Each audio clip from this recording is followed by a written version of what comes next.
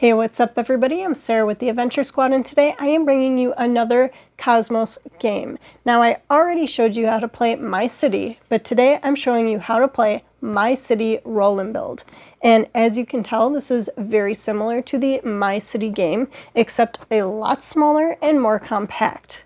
The My City Roll and Build is a roll and write game, and you're going to be rolling dice that have different shapes on them. Those shapes are going to be the buildings that you draw on your map. Once again, you are building your own city, so everyone's boards are going to be unique each game. This game is much shorter than the original My City game. This game includes 12 episodes. The My City regular game includes 24 episodes, so this is about half of the amount of episodes that you have in the other game. Just like the other game, each chapter and episodes are going to have different rules, different things that they're adding in, more shapes. It just adds more to the game as you progress through the campaign.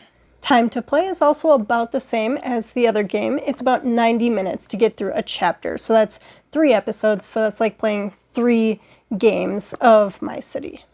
If you love My City, but you would love a more compact or travel-friendly version, highly recommend the roll and write version of this game. With that, let's jump on in and show you how to play My City Roll and Build. The only setup that you have for My City Roll and Build is to make sure that everyone has an episode sheet, something to write with, preferably something with an eraser, so whether it's an erasable pen or pencil. That way, in case you make a mistake, you can always change it and draw it again. And make sure we have our 3 dice out in the middle of the table where everyone can see them. Lastly, you can either read the chapter and episode rules out loud, or have everyone read them so everyone knows the rules for the current episode. Let's take a look at the dice. When you roll the 2 blue dice, you find the 2 gray half circles and put them together. These white squares are the building that you're going to be drawing on your map. So you would draw a 2x1 shape somewhere on your map. When you're drawing buildings on your map, they can be rotated or mirrored. If you happen to roll a compass symbol when you roll the blue dice, in the first 3 episodes, this does not apply. So we can just ignore this compass symbol for now, and we would just draw this single white square somewhere on our map. In episode 4 and onward, if we roll the compass symbol, we'll actually be drawing different shapes that we'll find on our player maps. Those shapes are going to be churches within our city. Now we also have a white die, and that die is going to be rolled along with the blue dice when you're rolling for the turn. This white die just indicates what type of building you're going to be drawing. So for instance, the solid color building is going to be a residential building. The lined or striped building is an industrial building, and the building with an X in it is a public building. Now, you don't have to remember what these are called, but you are going to be drawing the type of building on your map. So here's an example of what a map might look like at the end of a round. And as you can see, we have drawn all of the different buildings that have come up as we rolled. So we have some striped buildings, buildings with X's on them, and then buildings that are completely filled in here. So when we roll, the blue dice just show us the shape of the building we're drawing, and the white die is going to tell us what type of building we're drawing. So whether it's X's, slashes, or a filled in building. Let's take a look at the construction rules. So first off, your building must fit entirely into the spaces on the sheet.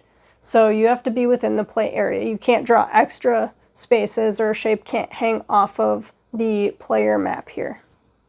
You can build on trees and rocks, and as you can see in the scoring area, those are going to be worth points at the end of the game. So trees are worth +1 point, and any rocks that are showing that haven't been built on are -1 point. So both of these can be drawn over. However, you might want to keep your trees clear and not draw over your trees, because those are worth points at the end of the game. You cannot build on mountain and forest spaces. And you can't draw a building across the river. So if we go back and look at the other side here, all of our buildings have to be on one side of the river or the other. You can't have a building overlapping across the river. The first building you draw must be adjacent to the river somewhere on your sheet. And then from there, each building that you draw must be adjacent to a previously drawn shape. Buildings are considered adjacent even if they're on the other side of the river from another building. You also cannot draw buildings on top of other buildings. So buildings can't overlap in any way. They have to be adjacent by sharing a side. And lastly, once you roll these dice and start the next turn, you cannot change any of your previously drawn buildings.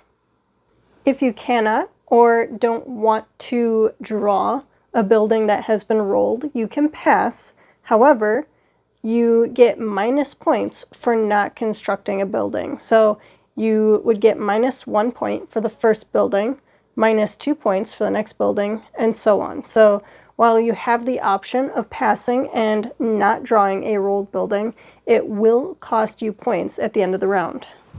You can also decide to end your round. So if at any time you feel like you can't really draw many more buildings or don't have a good area to fit the building that just got rolled, you can choose to pass and end your episode. So if you're ending your episode, you are completely done with the round, and you do not have to fill in one of these circles for passing. You just cannot draw any more buildings in this round. And as you play through different episodes, rules will be changing or being added to the gameplay. And so make sure everyone has read the rules, or make sure that someone's read them out loud, whichever you prefer, so that way everyone is aware of the current rules for the episode and chapter. An episode ends when everyone has ended their episode. So once everyone has passed and declared that they are not going to be playing or drawing any more shapes, the round ends. And just a side note here, when you're drawing your buildings, it's easiest if you draw them within the lines of these boxes. So it's much easier to see individual shapes if you're not drawing exactly on these lines. If you draw it within the boxes, it's much easier to see the different shapes and see what is connected to what. So we've talked about the dice, and we've talked about constructing our buildings and rules around that. The gameplay is very, very simple. Someone rolls the dice. You connect the two dice by those two semicircles, and you see what that building is going to be. You then draw this shape with the white squares, and it's going to be a filled-in building. So basically like this one right here. We're just going to draw this shape or this building somewhere on our map. Once everyone has drawn that building on their maps, we move to the next turn. The dice can be rolled, and we draw the next shape on our map. Now the goal is to fill in as much of your map as possible. As I mentioned earlier, we can see trees are going to be +1 point, so we want to try to keep those uncovered if we can. And then rocks are -1 point, so we want to try and cover those with our buildings if possible. We also get minus points for any open spaces that we're not able to cover throughout the game, so we're trying to fill up as much of our map as possible. Then, as I said, we get minus points for not constructing buildings. So if we passed on a building that maybe didn't fit very well with what we have going on, we can certainly pass, but that would be negative points at the end of the game.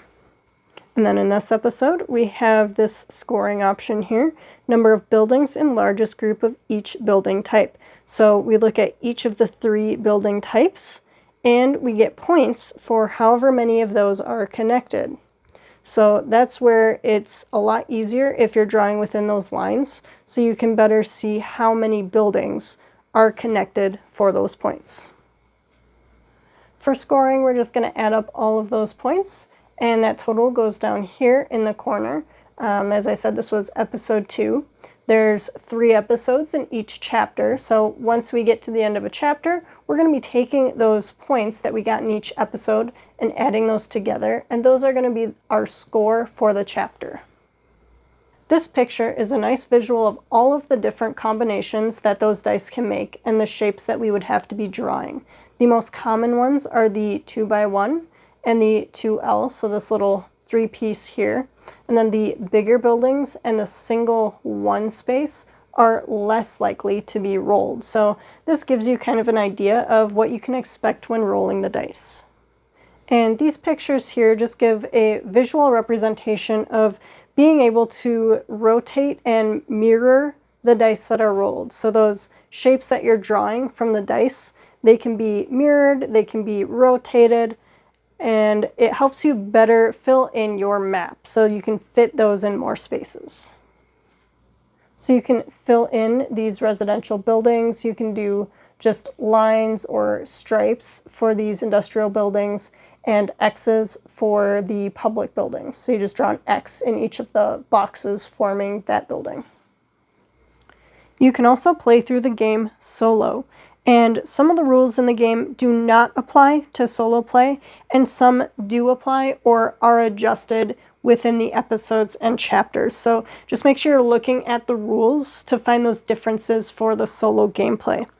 On the back of the rule book here, we have different achievements that you can reach in the episodes and chapters, and just kind of gauge how you're doing within the game.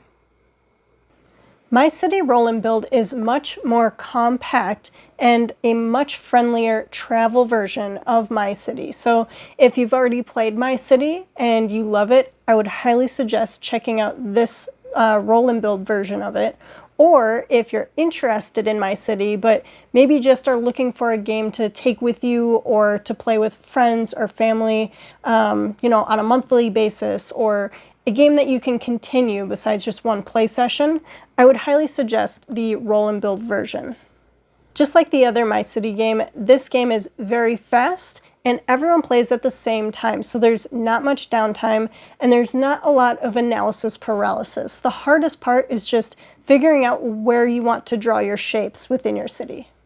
And also, just like the full-size My City game, this is great for all ages. It's a fairly easy game to learn, and the rules are pretty clear. There isn't a lot of information left up to interpretation. The rules are clear and easy to understand. If you guys enjoyed this video, don't forget to give it a thumbs up and subscribe to the Adventure Squad down below. Thank you guys so much for watching, and until next time, get your game on.